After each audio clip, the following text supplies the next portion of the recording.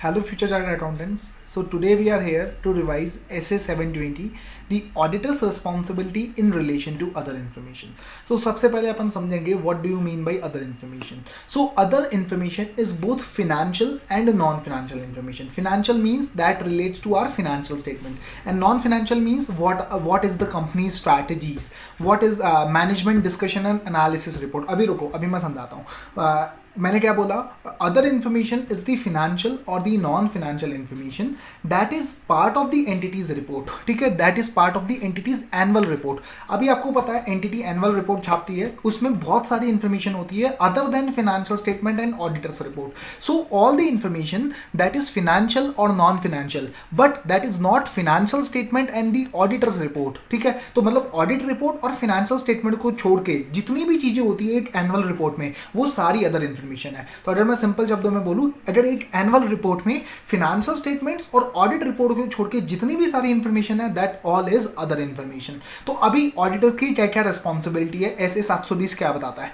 Auditor की सबसे पहली रिस्पॉन्सिबिलिटी है इस इंफॉर्मेशन को ऑब्टेन करो. पहले इसे लो, ठीक है, ऑब्टेन द अदर इंफॉर्मेशन, फिर इसे पढ़ो, reading and considering the other information. ठीक है, इसे पढ़ो और देखो कोई मटीरियल इनकंसिस्टेंसी तो नहीं है. अगर मटीरियल इनकंसिस्टेंसी लगे तो उसका क्या करो, फिर मैनेजमेंट के साथ डिस्कस करो और देखो कहाँ पे गलती है. अदर इंफॉर्मेशन में गलती है, फिनेंशियल स्टेटमेंट में गलती है, कहाँ पे गलती है. ठीक है, तो देखो सबसे पहले अदर इंफॉर्मेशन को लो, उसे पढ़ो, फिर देखो गलती कहाँ पे, मैनेजमेंट के साथ डिस्कस करो और देखो गलती कहाँ पे, अदर इंफॉर्मेशन में गलती है, फिनेंशियल स्टेटमेंट में गलती है. जब पता चल जाएगी गलती कहाँ पे है, जब पता चल गया कि मटीरियल मिसस्टेटमेंट अदर इंफॉर्मेशन में है, ठीक है, मटीरियल मिसस्टेटमेंट कहाँ पे है, अदर इंफॉर्मेशन में है, मटीरियल मिसस्टेटमेंट अदर इंफॉर्मेशन है, तो फिर इस ये जो प्रोसीजर है उसे फॉलो करो. अगर पता चला मटीरियल मिसस्टेटमेंट फिनेंशियल स्टेटमेंट में है, मटीरियल मिसस्टेटमेंट फिनेंशियल स्टेटमेंट में है, तो फिर प्रोसीजर फॉलो करो एज पर SA 705 मॉडिफिकेशन. तो मतलब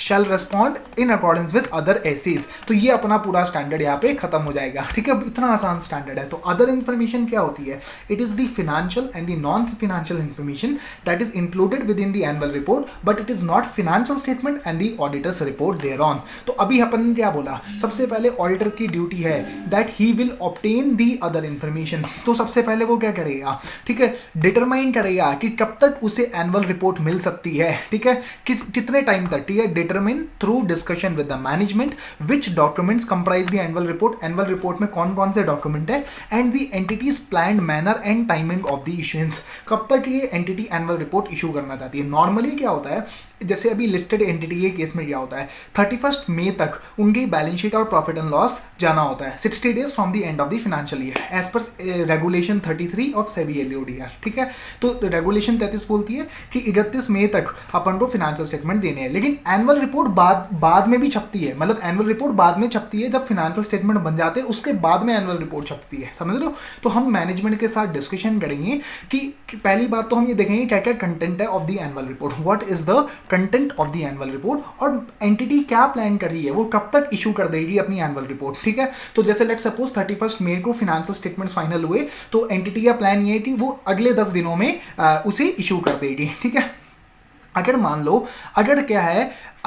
लो कि अपना ऑडिटर को क्या करना है, ऑब्टेन करना है इस इंफॉर्मेशन को, तो ऑडिटर को ट्राई यही करना चाहिए कि वो prior to the date of the auditors report इस एनुअल रिपोर्ट को ऑब्टेन कर ले. ठीक है, that make appropriate arrangements with the management to obtain in timely manner, and if possible, अगर ये पॉसिबल हो पाए कि हम ऑडिट रिपोर्ट इशू करने से पहले ही सारी एनुअल रिपोर्ट पढ़ ले, final version of the document comprising the annual report को हम एक बार पढ़ ले.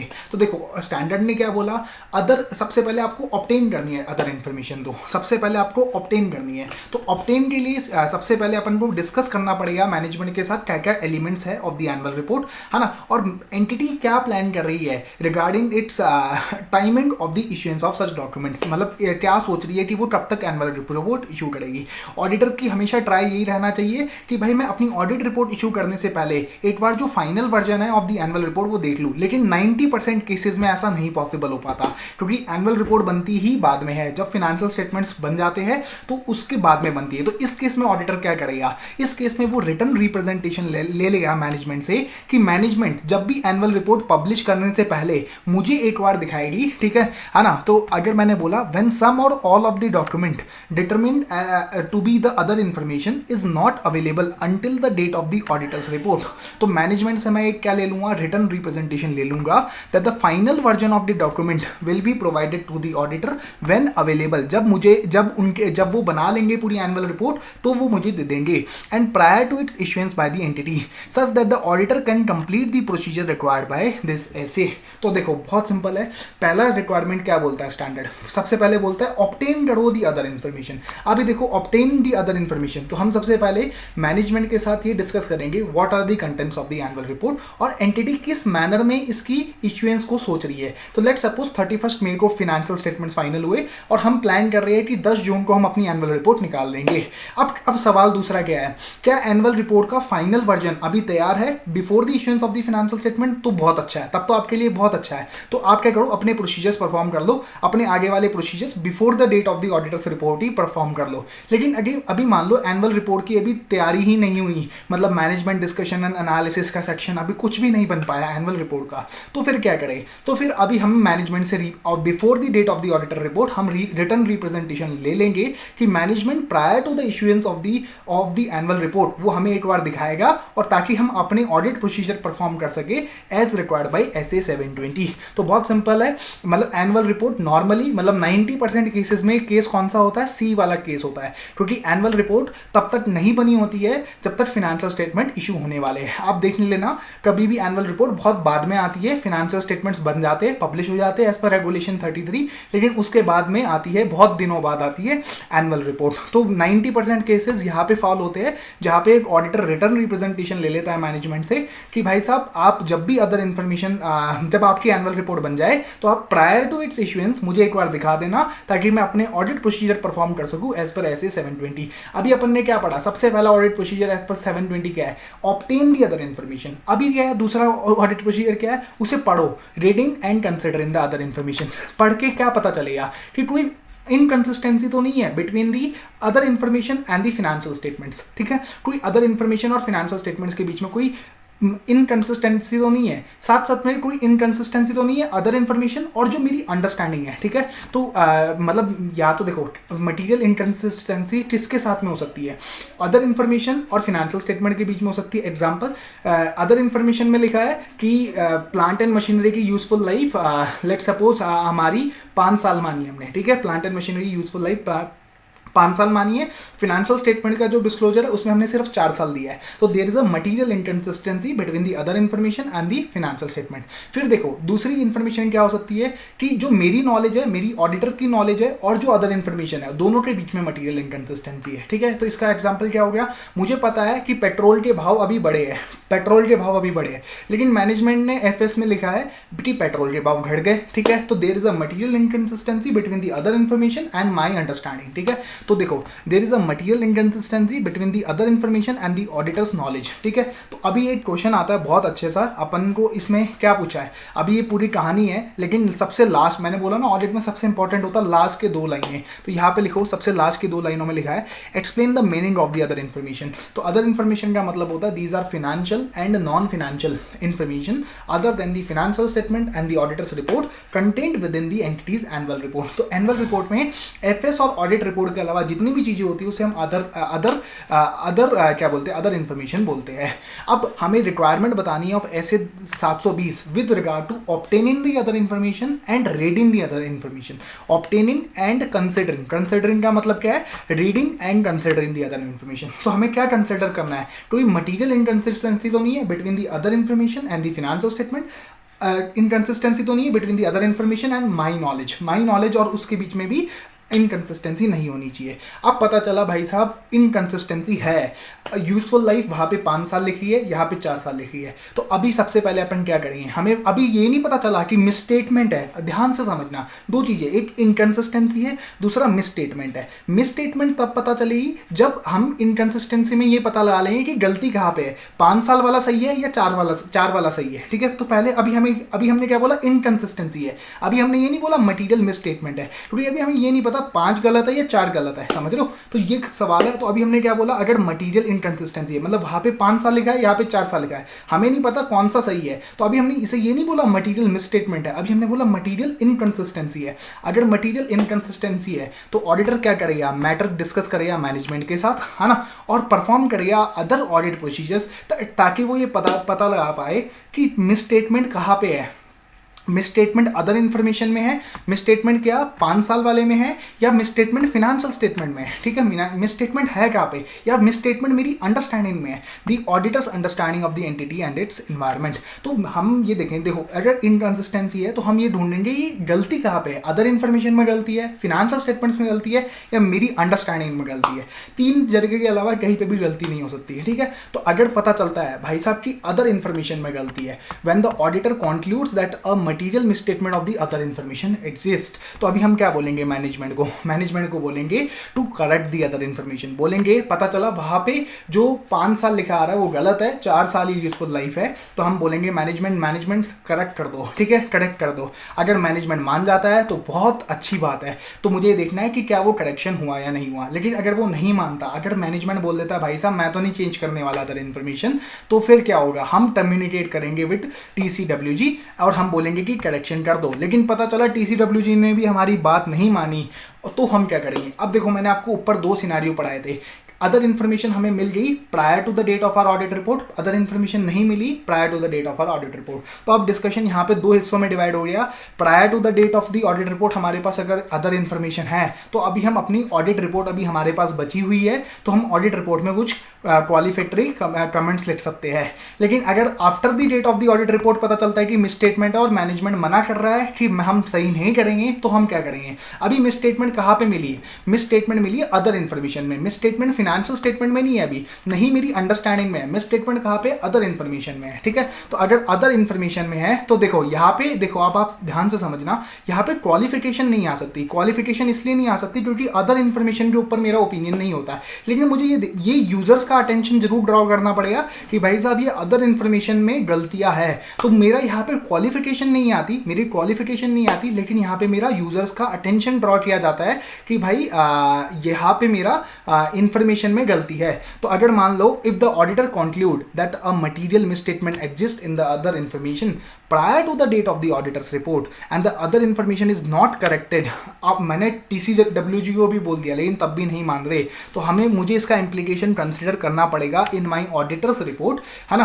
कि एंड और मैं ये भी बताऊंगा, मैं कम्युनिकेट करूंगा विद TCWG। आपने ऐसे 260 पढ़ा जहाँ पे अगर कोई क्वालिफिकेशन आ रही होती तो आपको TCWG को बताना पड़ता है ना। तो हम अब यहाँ पे कुछ क्वालिफिकेटरी, मतलब ये क्वालिफिकेशन वो ऐसे 705 वाली नहीं है, हम यहाँ पे ये लिखेंगे कि अदर इन्फॉर्मेशन इज रॉन्ग, ठीक है, अदर इन्फॉर्मेशन इज रॉन्ग, ठीक है, and the how the auditor plans to address the material misstatement in the auditors report. अभी अदर इन्फॉर्मेशन में गलती है तो मुझे यहाँ पे ऐसे 705 के हिसाब से मॉडिफिकेशन करने की जरूरत नहीं है, मुझे यहाँ पे बस यूजर्स का यहाँ पे अटेंशन ड्रॉ करना है कि भाई साहब ये इन्फॉर्मेशन गलत है। लेकिन अब ध्यान से रुकना है यहाँ पे, अभी मैंने यहाँ पे क्या लिखा, डिस्क्लेमर ऑफ ओपिनियन लिखा। ये क्यों लिखा मैंने, क्योंकि यहाँ पे क्या है TCWG हमें सपोर्ट नहीं कर रहा, तो एक तरीके से अगर मान लो बहुत ज्यादा दिक्कतें होगी तो शायद कभी डिस्क्लेमर ऑफ ओपिनियन भी जा सकता है। लेकिन ये पॉइंट नॉर्मली आपको नहीं लिखना है, नॉर्मली आपको बस ये लिखना है मैं बताऊंगा, ठीक है, मैं इसका इम्प्लीकेशन कंसिडर करूंगा इन माय ऑडिट रिपोर्ट। कैसे करूंगा, मैं क्वालिफिकेशन नहीं दे सकता यहाँ पे, मुझे सिर्फ और सिर्फ ये बताना पड़ेगा यूजर्स को कि there is a wrong information in the other information, ठीक है। तो अदर इन्फॉर्मेशन में गलती है,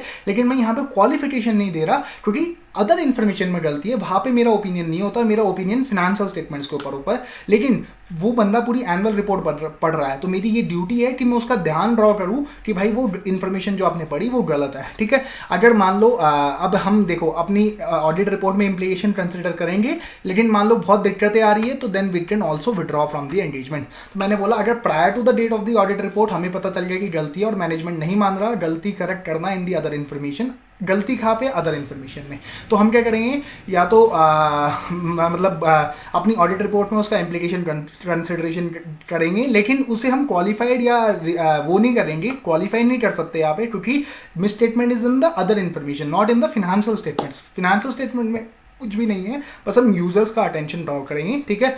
अगर मान लो बाद में पता चलता है, मतलब after my audit report date, तो फिर मैं क्या क्या बोलूँगा, ठीक है। तो मुझे अगर मान लो मैनेजमेंट बोलता है कि मैं करेक्ट कर दूंगा इस इंफॉर्मेशन को, तो मुझे परफॉर्म करने पड़ेंगे प्रोसीजर्स परफॉर्म करने पड़ेंगे कि भाई ये मटीरियल इनकन्सिस्टेंसी रिजॉल्व हो गई है, this would be performed in accordance with ऐसे 560। अगर लेकिन मैनेजमेंट बोल देता भाई मैं नहीं करेक्ट करूंगा, तो मैं ये यूजर्स का ध्यान करने के लिए एक एडिशनल अपनी ऑडिट रिपोर्ट में क्या बोलते हैं एडिशनल पैरा डाल सकता, तो मैं अपनी ऑडिट रिपोर्ट में एक एडिशनल पैरा डाल सकता हूँ कि मतलब ये बेसिकली इनकंसिस्टेंट है, मतलब मैं बाद में ये अपनी ऑडिट रिपोर्ट के ऐड कर रहा हूँ कि basically there is an inconsistency. तो बेसिकली बस आप ये माइंड में रखो, जब जब अदर इन्फॉर्मेशन में इनकंसिस्टेंसी है तो आपको दो चीजें देखनी है। अगर prior to the date of the audit report है तो आप या तो विड्रॉ कर सकते हो, या फिर आपके पास दूसरा ऑप्शन ये है कि भाई आप रिपोर्ट में इसका अप्रोप्रिएट इम्प्लीकेशन देख लो। लेकिन यहाँ पे ऐसे 705 का रेफरेंस नहीं आएगा, मॉडिफिकेशन नहीं आ सकती यहाँ पे, क्योंकि there is a misstatement in the other information, not in the financial statement. समझ आया इतना पॉइंट। लेकिन अगर after the date of the audit report है, मैनेजमेंट बोलता मैं करेक्ट कर दूंगा, तो परफॉर्म दी अप्रोप्रिएट प्रोसीजर, साथ साथ में ऐसे 230 के हिसाब से डॉक्यूमेंटेशन भी कर देना, because these are subsequent events, ठीक है। और ठीक है, फिर अगर मान लो लेकिन अगर मैनेजमेंट बोलता मैं नहीं करेक्ट करूंगा, तो आपको फिर एक एडिशनल यूजर्स की अटेंशन ड्रॉ करने के लिए आपको एक एडिशन देना पड़ेगा to your audit report that this other information is incorrect. तो ये बेसिकली अपना पॉइंट आ जाता है, ये बेसिकली अपना पॉइंट आ जाता है। अभी देखो मैं बताता हूं, अगर मान लो फाइनेंशियल स्टेटमेंट में गलती है तो ऑब्वियस ही बात है आपको क्या करना पड़ेगा, ऐसे 705 के हिसाब से मॉडिफिकेशन करनी पड़ेगी, ठीक है। तो देखो दो चीजों में गलती हो सकती थी, तीन चीजों में गलती हो सकती थी, या तो अदर इन्फॉर्मेशन में, या फाइनेंशियल स्टेटमेंट में, या मेरी अंडरस्टैंडिंग में। अगर मेरी अंडरस्टैंडिंग में गलती है तो मुझे ऐसे 315 में जो अंडरस्टैंडिंग ली थी मुझे उसे मॉडिफाई करना पड़ेगा। अदरवाइज मुझे ऐसे 705 अगर फाइनेंशियल स्टेटमेंट में गलती है तो यहां पे मैं मॉडिफिकेशन डाल सकता हूं, अगर पता चला फाइनेंशियल स्टेटमेंट में गलती है, समझ रहे हो। तो मतलब आपको ये पता करना है कि गलती कहाँ पे है। तो मैं पूरा रिवाइज कराता हूँ। ऐसे 720 बहुत इंपॉर्टेंट स्टैंडर्ड है, नवंबर 19 में आया था, नवंबर 20 में आया था, शायद दिसंबर 21 में आ जाए, शायद नॉट ए गारंटी, पता नहीं क्या आता है क्या नहीं आता, लेकिन मैं बताता हूँ बहुत अच्छा स्टैंडर्ड है, बस ध्यान से समझना है। अभी मैं रिवाइज कराता हूँ पूरा। अदर इन्फॉर्मेशन क्या होती है, फिनेंशियल और नॉन फिनेंशियल इन्फॉर्मेशन, फिनेंशियल और नॉन फिनेंशियल इन्फॉर्मेशन जो कि एनुअल रिपोर्ट में आ रही है, other than financial statement and the auditors report. हमारी क्या रिक्वायरमेंट है, हमें ऑब्टेन करना है, इसे पढ़ना है, ढूंढना कोई मटेरियल इनकंसिस्टेंसी तो नहीं है, अगर मटेरियल इनकंसिस्टेंसी है तो उसे रिजॉल्व करना है। अगर कोई मिसस्टेटमेंट मिली, मिसस्टेटमेंट कहाँ पे मिल सकती है, अदर इन्फॉर्मेशन में मिल सकती है, फाइनेंशियल स्टेटमेंट में मिल सकती है, या फिर मेरी अंडरस्टैंडिंग में मिल सकती है। तीन जगह मटेरियल मिसस्टेटमेंट मिल सकती है। इसके अलग अलग ऑडिट प्रोसीजर है कि किनों को कैसे रिजॉल्व करें, ठीक है। अगर अदर इन्फॉर्मेशन में मिलती है मटीरियल मिसस्टेटमेंट की बात हो रही है, इनकंसिस्टेंसी के बारे में बात नहीं हो रही है। मिसस्टेटमेंट अगर अदर इन्फॉर्मेशन में मिलती है तो आपको मॉडिफाई नहीं कर सकते आप, लेकिन आपको यूजर्स का अटेंशन ड्रॉ करना है। अगर prior to the date of the audit report मिली है तो आप या तो विड्रॉ कर लो, या फिर इम्प्लीकेशन कंसिडर करो इन योर ऑडिट रिपोर्ट, लेकिन it would not be a modification as per SA 705 because there is misstatement in other information not in the financial statement. लेकिन अगर पता चला फाइनेंशियल स्टेटमेंट में मिसस्टेटमेंट है तो ऐसे 705 के हिसाब से मॉडिफाई करो। अगर पता चला मेरी अंडरस्टैंडिंग में मिसस्टेटमेंट है, मेरी अंडरस्टैंडिंग गलत थी, ठीक है, पता चला पेट्रोल के प्राइस बढ़े ही नहीं थे, मेरी अंडरस्टैंडिंग गलत थी, तो भाई फिर मुझे अपनी ऐसे 315 के हिसाब से अंडरस्टैंडिंग डॉक्यूमेंटेशन को रिवाइज करना पड़ेगा, ठीक है। तो अभी मैंने सबसे पहले बोला obtain in the other information, तो सबसे पहले मैं मैनेजमेंट के साथ डिस्कस करूंगा what documents comprise the annual report. हमारा क्या टाइमिंग है जब तक हम इसे प्लान कर रहे हैं फॉर इश्यूएंस। लेट्स सपोज 31 मई को रेगुलेशन 33 के हिसाब से फाइनेंशियल स्टेटमेंट इश्यू हो गए, फिर अपन ने प्लान किया कि अपन 10 जून तक अदर इन्फॉर्मेशन दे देंगे। तो नॉर्मली क्या होता है, अगर final version of other information अगर पहले ही प्रिपेयर्ड है before the date of the audit report तो आप उसे ऑब्टेन कर लीजिए, लेकिन अगर नहीं है तो आप मैनेजमेंट से वादा लिखवा लीजिए in the form of written representation कि जैसे ही अदर इन्फॉर्मेशन फाइनल होगी तो वो प्रायर टू इट्स इश्यूएंस वो आपको एक बार दिखाएंगे, ताकि आप अपने ऑडिट प्रोसीजर परफॉर्म कर सको एज पर ऐसे 720, ठीक है। फिर अभी अपन को क्या करना है, रीड करना है, उसे पढ़ना है और देखना है कोई मटीरियल इनकंसिस्टेंसी तो नहीं है between other information and the financial statement, या फिर other information and the other information and the my knowledge, petrol के प्राइसेस वाला एग्जाम्पल, ठीक है, वो माइंड में आ जाना चाहिए। अगर मटेरियल इनकंसिस्टेंसी मिलती है तो मैनेजमेंट के साथ डिस्कस करो, पता करो कहाँ पे गलती है, अदर इन्फॉर्मेशन में गलती है, फिनेंशियल स्टेटमेंट में गलती है, या मेरी अंडरस्टैंडिंग में गलती है, ठीक है, तीनों में से कहीं पे भी गलती हो सकती है। पता चला अदर इन्फॉर्मेशन में गलती है तो मैनेजमेंट को बोलो भाई साहब करेक्ट कर दो। मैनेजमेंट मान जाता है तो देखो कि वो करेक्शन हुआ या नहीं हुआ। अगर नहीं मानता तो TCWG बताओ कि भाई ये करेक्ट करो। TCWG नहीं मानता है तो फिर अपनी ऑडिट रिपोर्ट पे आओ। अपनी ऑडिट रिपोर्ट, अगर आपने ऑडिट रिपोर्ट नहीं इशू करी है तो उसका इंप्लीकेशन कंसिडर करो। सिर्फ यहाँ पे वर्ड यूज हुआ है इंप्लीकेशन, नॉट मॉडिफिकेशन। ध्यान रखना यहाँ पे कोई भी बच्चा यहाँ पे ये मत लिखना मॉडिफिकेशन करो, that because that would be wrong, क्योंकि यहाँ पे गलती कहाँ पे, अदर इन्फॉर्मेशन में गलती है। और मेरा opinion is on the financial statement, लेकिन ताकि यूजर्स कंफ्यूज ना हो इसलिए मैं यहाँ पे उसका अटेंशन ड्रॉ कर रहा हूँ। तो consider the implication for the auditors report, और अगर आपको लगता है बहुत बड़ी गलती है तो consider withdrawing from the engagement, और अगर आप विड्रॉल नहीं कर सकते तो यू ऑल्सो यूज डिस्क्लेमर, लेकिन ये बहुत एक्सट्रीमली रेयर सर्कमस्टांसेस है। पहले तो मैनेजमेंट 99% केस में तो मान जाएगा कि that he would correct this information, ठीक है। लेकिन अगर आपने ऑडिट रिपोर्ट इशू कर दी है और मैनेजमेंट बोलता है या तो मैं करेक्ट कर दूंगा, तो परफॉर्म करो procedures on the information that has been corrected in accordance with SA 560। ये ऐसा लिखा नहीं है स्टैंडर्ड में, लेकिन ऑब्वियस सी बात है after the date of the audit report अगर आप कोई ऑडिट प्रोसीजर परफॉर्म कर रहे हो तो उसे SA 560 गवर्न करता है, और आपको ऑडिट डॉक्यूमेंटेशन बनानी पड़ती है कि क्या क्या सर्कमस्टांसेस थे, क्या आपने एडिशनल प्रोसीजर परफॉर्म किए, किसने रिव्यू किया, वो सारी चीजें लिखनी पड़ती है, ठीक है ना। तो ऐसे 560 लगाना है यहाँ पे। अगर ऐसा हो, लेकिन ऐसा कभी होगा नहीं, पेपर में ऐसे इतने टिपिकल क्वेश्चन आएंगे नहीं, ठीक है। लेकिन अगर मान लो अगर इन्फॉर्मेशन इज नॉट करेक्टेड और वो बोलते हैं और आपकी ऑडिट रिपोर्ट भी इशू हो चुकी है, तो आपको अटेंशन ड्रॉ करना है यूजर्स का। आप कैसे ड्रॉ करोगे, आप एडिशनल कुछ डाल सकते हो पैरा वगैरह कि भाई ये इन्फॉर्मेशन गलत है। अभी ये वाला अब ध्यान से पढ़ना, पेपर में पूछा क्या है, मटीरियल इनकंसिस्टेंसी पूछा है। तो पहले आप देखो मटीरियल इनकंसिस्टेंसी में हम ये ढूंढते कि गलती कहाँ पे है, अदर इन्फॉर्मेशन में गलती है, फिनेंशियल स्टेटमेंट में गलती है, मेरी अंडरस्टैंडिंग में गलती है। अगर मिस स्टेटमेंट पता है, मिस स्टेटमेंट अगर फिर देखो क्वेश्चन में क्या लिखा है, मिस स्टेटमेंट अदर इन्फॉर्मेशन में है, फिनेंशियल स्टेटमेंट में है, या फिर मेरी अंडरस्टैंडिंग में। अगर अदर इन्फॉर्मेशन में है तो मेरी ऑडिट रिपोर्ट में इंप्लीकेशन कंसिडर करो। अगर ऑडिट रिपोर्ट इशू नहीं हुई है, अगर हो चुकी है तो यूजर्स को बोल दो कि भाई अटेंशन ड्रॉ करो of the users through my audit report, ठीक है। मतलब इसमें लेकिन मॉडिफिकेशन नहीं आएगा एज पर SA 705, लेकिन अगर फिनेंशियल स्टेटमेंट में गलती है तो मॉडिफिकेशन आएगा एज पर SA 705, ठीक है। फिर ये बेसिकली पॉइंट्स है। अभी एक नवंबर 19 का क्वेश्चन है जिसमें पूछा है व्हाट आर दी अमाउंट्स और अदर आइटम्स, जो कि बेसिकली हम बोल रहे हैं कि अदर इन्फॉर्मेशन में आते हैं। तो अमाउंट्स में बहुत सारे जैसे रेशियोज आते हैं, लेट सपोज EPS गया, डिविडेंड पर शेयर गया, तो ये सारी जो मैनेजमेंट इन्फॉर्मेशन दे रहा है एनुअल रिपोर्ट में वो टाई आउट होनी चाहिए विद द फाइनेंशियल स्टेटमेंट, ठीक है।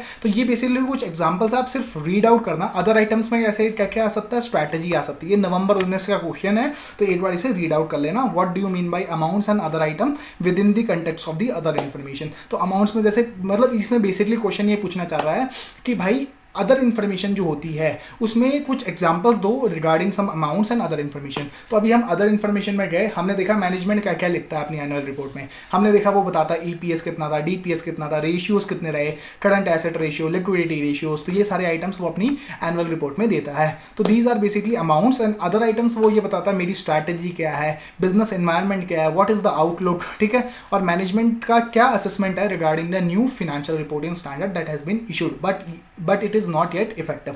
तो ये बेसिकली कुछ एग्जांपल्स है, सिर्फ आपको रीड आउट करना है। नवंबर 19 में आ चुका है, रेयर चांसेस है कि वापस आ जाए, क्योंकि ये एक नया क्वेश्चन था जो कि आया था पेपर में।